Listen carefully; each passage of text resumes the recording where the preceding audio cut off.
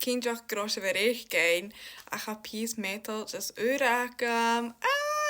Basically na hacher was septe makum er var mi ook na zoike na ha mi. Ik mi mache davlin rash skas gromig jari stad. So mis manige gumbeg stad sa septum dirach overkill. Var mi klar, nach mi var klar. It's definitely not overkill at all. Mis manige ma haga stad zakum den begoor go dirach septum mijn rash. Dan ga mi aan vai fijn nach kun je huk mi mache be maar Dublin arall agus ruirtí ó beáir go bhfuil hasfoscailte.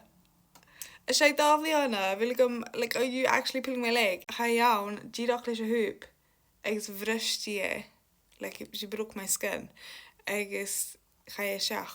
Bé chágáis fi mir as tócha na scóirsaige na ma bha needle éige. An turas mí a bheith acham bha barbell acham, ne barbell like tú like lut mar sin.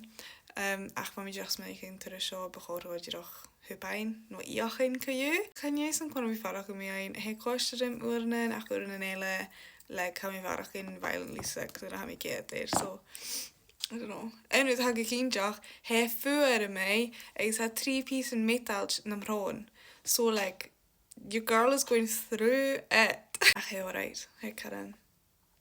He root again.